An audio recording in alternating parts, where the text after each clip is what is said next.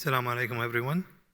Thank you very much for the organizing committee, Dr. Hiba, Dr. Ahmed, and the whole organizing team for inviting us to this prestigious conference. So we are shifting gears. We're talking about something different than IBD, which is eosinophilic esophagitis, which is definitely on the rise in both adult and pediatric. So this is, start with a case. SA is a Kuwaiti boy. During his early infancy, he had a history of vomiting, choking with feeds, sleep disturbance. He required thickened formula PPI with partial improvement, and the condition continued with food refusal with the start of weaning. You get also a family history of asthma. So let's pause here and ask our panelists, Dr. Eman and Dr. Bassel, what do you do with such boy? So as you already did, Dr. Fawaz, we usually instruct the family in a certain way of feeding, positioning, start a thickened formula PPI. If he doesn't respond for me, I will just increase. This is why we have a range from 1 to 3.5 milligram per kg. I will just increase the PPI. If he doesn't, I may consider changing the formula to a clinical trial of a hydrolyzed formula. We see a lot of cases of cow milk protein allergy in this age.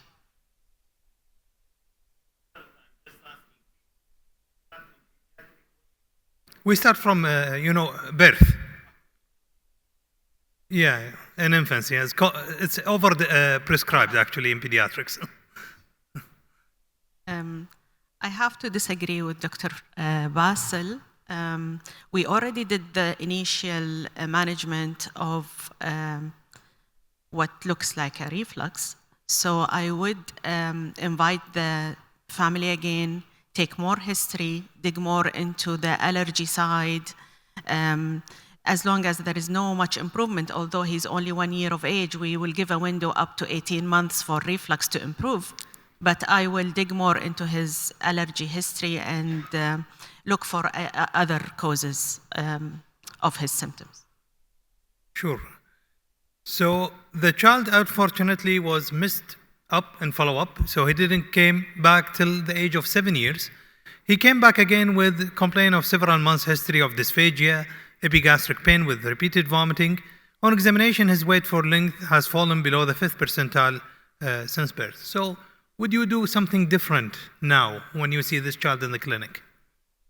I'll just dig deep in the history, make sure that he is compliant with the treatment, maybe examine the child. I may ask for pH impedance, for example, to confirm a diagnosis of reflux. I'll go the other side, and because the child has been affected in his growth, I will proceed for endoscopy. Okay. So we perform the endoscopy, and grossly, it looks normal, the esophagus, stomach, and the duodenum. Do you have any additional comment? You want to do something different at this point? So as a general rule in pediatrics, if I do a scope, I must take biopsies. Now it differs on what we are suspecting. If we are suspecting an eosinophilic disorder, I should take 3 levels and I should take as much biopsies as much as I can, usually 4 at each level. Despite, I totally agree this time with Dr. Bassel. The general practice in pediatrics that we do a routine biopsies, but I will disagree about the number of biopsies. We take minimum of 6 biopsies, minimum of 2 levels, but the current practice that what I'm doing is 2 biopsies at each level, so upper, middle, and lower. So excellent. We did take biopsy from several layers of the esophagus. It was compatible with eosinophilic esophagitis. So the take-home message here that normal-looking esophagus in pediatrics, we should obtain biopsies, especially if you have strong clinical suspicion of eosinophilic esophagitis from different levels. As per the guidelines, which I will mention in a few slides, you need to take at least 6 biopsies from at least 2 levels of the esophagus, distal and proximal, in addition to stomach and duodenum biopsy in order to segregate and differentiate eosinophilic esophagitis from eosinophilic gastritis or duodenitis. And also the classical, pitfall here, that children who don't respond to a classical or conventional gastroesophageal reflux treatment with persistent choking, feeding refusal, vomiting. Always keep eosinophilic esophagitis at the back of your mind because this is a common condition we see frequently in our practice. On average, we diagnose 1 case every week now with eosinophilic esophagitis, so it's on the rise. So my task over the next 20 minutes is just to give you a summary of the recent SPGAN guidelines. SPGAN is the reference body, the European Society of Pediatric Gastroenterology, Hepatology and Nutrition, and this was published in 2023. Ideally, the esophagus should have 0 eosinophils. However, the number of eosinophils is increased as you go down in the GI tract, as all of us know. In the stomach, duodenum, and going down to the colon. With different parts of the colon, definitely they have different cutoff level of eosinophils. This takes me to the definition of eosinophilic esophagitis. So it's represent a chronic immune antigen-mediated esophageal disease characterized clinically by symptoms related to esophageal dysfunction and histologically by esophageal predominant inflammation. This is why it's a histological diagnosis. You need to obtain biopsies abundantly from different levels of the esophagus in order to call someone having eosinophilic esophagitis. And of course, as mentioned earlier in the case, the family history of atopy or personal history of atopy is very relevant because 50 to 60% of those children, they tend to have a family history or personal history of atopy. As you can see, this goes anywhere from 10% for family history of eosinophilic esophagitis going to up to 50 or 60% for allergic rhinitis, wheezing, food allergies, or family history of atopy. Regarding the clinical symptoms, it's quite variable in children.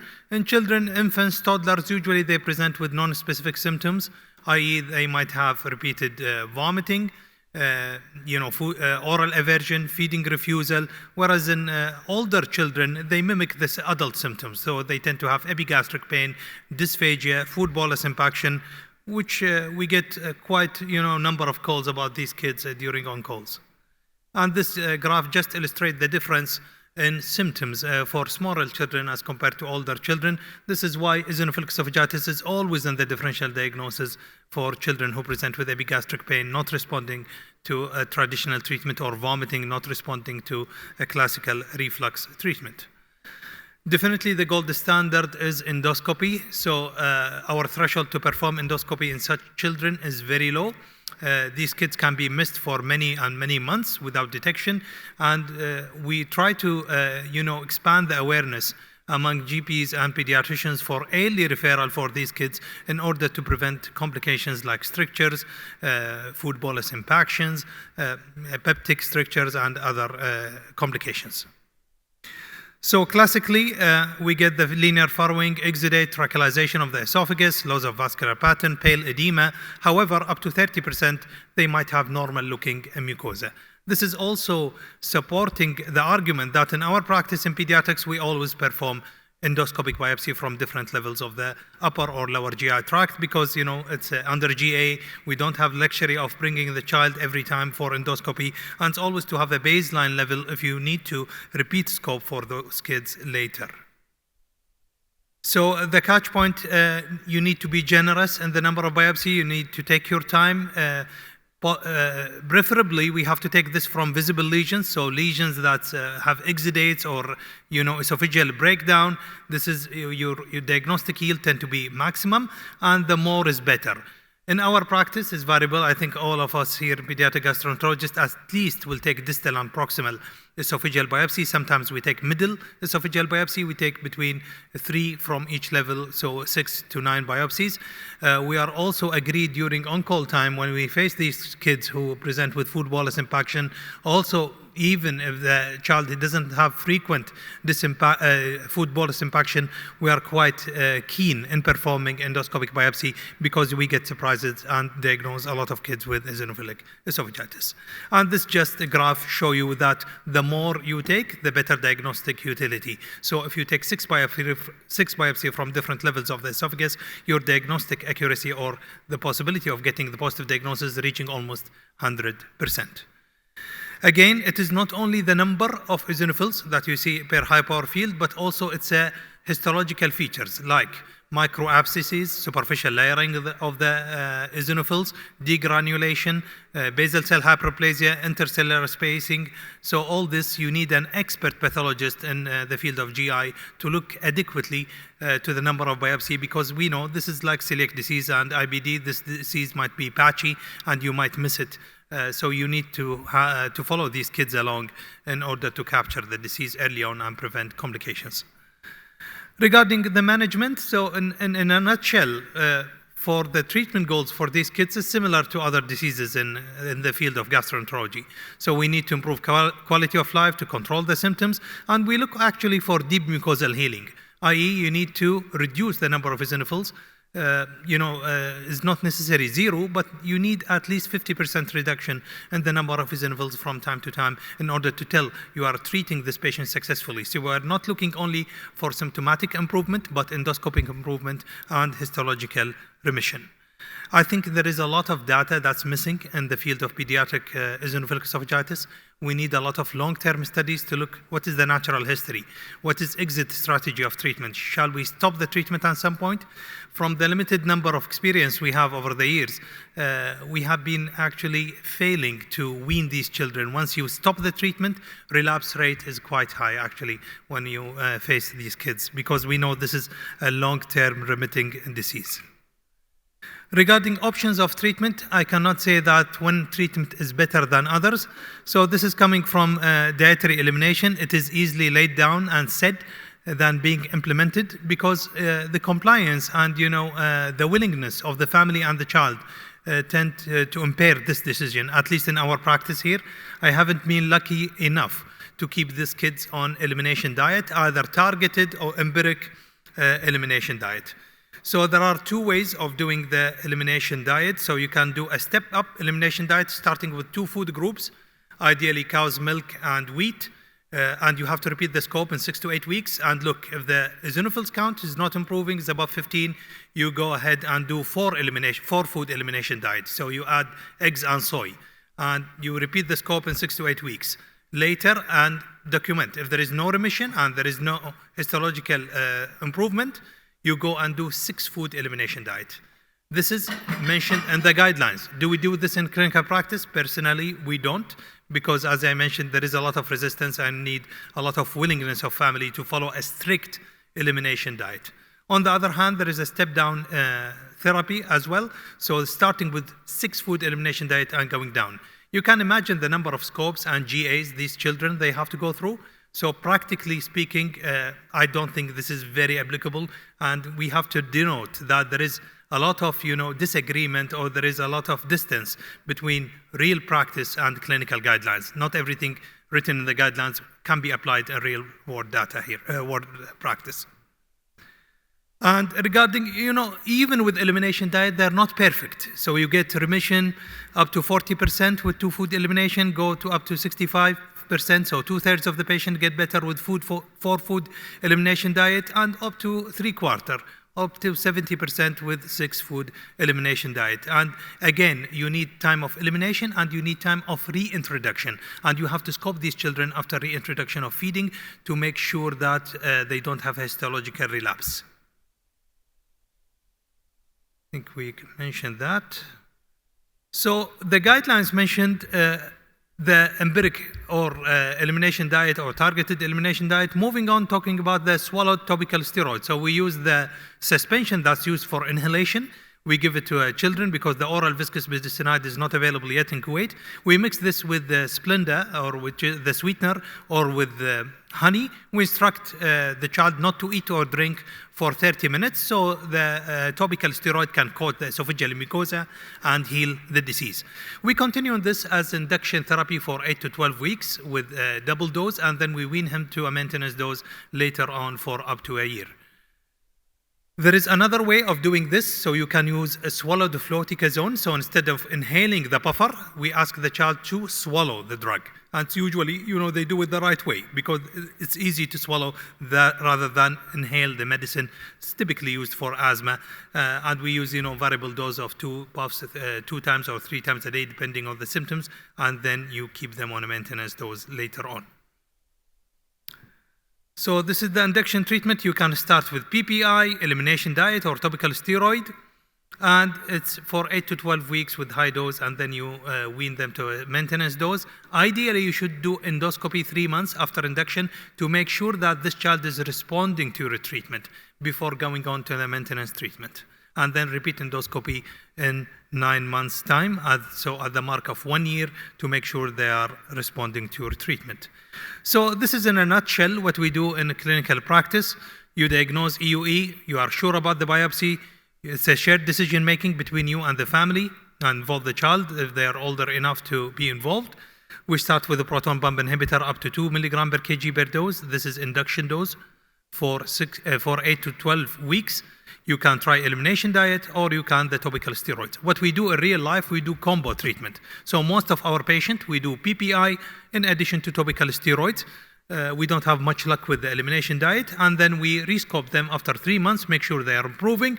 If they are improving good and well, we reduce the dose to the standard, and we continue 9 months, and we repeat the endoscopy at the mark of 1 year, just to tell where is this child is going. His symptoms is better, his endoscopic appearance is better, is the histology appearance is better. However, there is a subgroup of children, like all diseases in medicine, they don't respond to the classical treatment. Over the past few years, we get helped by our colleagues in dermatology because they use this drug, Buhamra, for a long time. So it's an anti-IL-4 13 blocker. They use it for atopic dermatitis and asthma with great success. And we know that there is a good data about the use of Buhamra in children nowadays.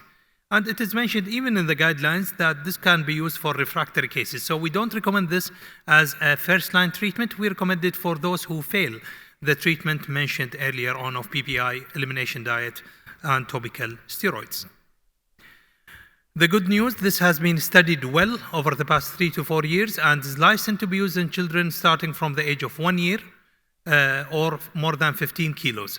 We start to use it. I think we have a couple of patients for every pediatric gastroenterologist in our practice, and seem to be very promising in improving the symptoms and decreasing the number of eosinophils in esophageal biopsies. And this is came from the study itself. Like this is the Buhamra can reduce the dysphagia symptoms and esophageal eosinophilia at week 24 of intervention. So it improves symptoms, endoscopic appearance, and histology, which is very important parameters to us. This response was expanded up to 1 year of treatment. The bad news, we don't have exit strategy or weaning strategy for Buhamra till now, so we still need to monitor these children by symptoms and frequent endoscopies. So I think we are following the treat to target theory here. We always follow the symptoms. We bring these children quite often to a clinic every 1 or 2 months. We repeat the endoscopy as needed. And of course, we took adequate biopsies from all parts of the esophagus. This is something that we don't want to see in our practice strictures. We know that the disease natural history is different in pediatric as compared to adults. In adults, they tend to have a fibrostenosis, so stricture formation tend to be more frequent in adults. However, in children, the disease tend to be more inflammatory, so they respond very well to anti-inflammatory agents. This is what we see if you have a narrow caliber esophagus, so you get lean esophagus, or you get spontaneous esophageal tear, especially for those who are not treated for a long time. So the journey of those patients comes from history. It's always history, physical exam, and clinical encounter. You have to refer them early on to pediatric gastroenterologist. We do upper GI series, and we perform endoscopy with adequate biopsy, and you follow these children along. So, ladies and gentlemen, in summary, eosinophilic esophagitis is definitely increasing in pediatrics and adult gastroenterology. Diagnostic criteria, we don't need PPI trial anymore. In the past guidelines, 6 to 8 weeks is mandatory. We don't need it anymore now because of the confusion of the PPI responsive esophageal eosinophilia. We think this is a part of eosinophilic esophagitis nowadays. Diagnosis is based on the multiple biopsies from different levels of the esophagus, at least 15 eosinophils per high power field. This is a progressive disease and can lead to inflammation and fibrostenosis later in life. And there is light at the end of the tunnel with the introduction of Buhamra, which is a biological therapy, which is very helpful in refractory cases of eosinophilic esophagitis. And this is just a summary of all treatments that are used in pediatric eosinophilic esophagitis. Thank you very much for your attention.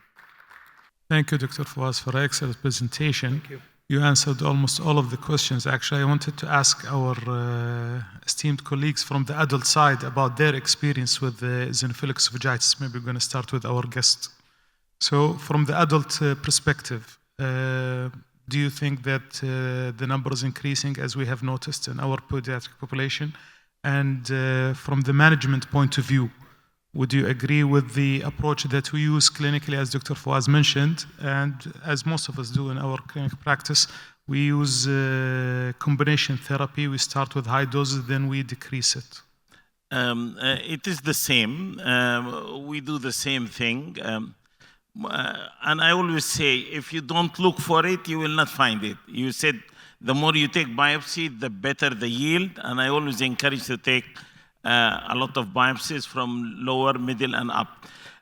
Interesting, I don't know why budesonide is not available, the gel, in pediatric, and I think it will be very useful.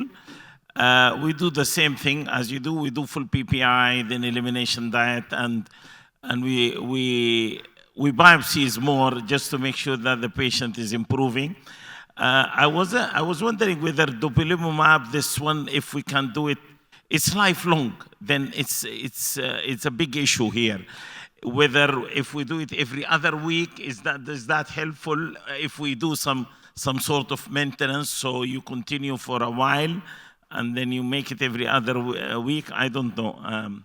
We have few patients on dupilumab. Once the endoscopic features are there and patient is stricturing, and we tried everything, the steroids, and so I don't know, what is your view about long-term using it? If the patient has got eczema and asthma, then you have to use the dupilumab and atopic dermatitis.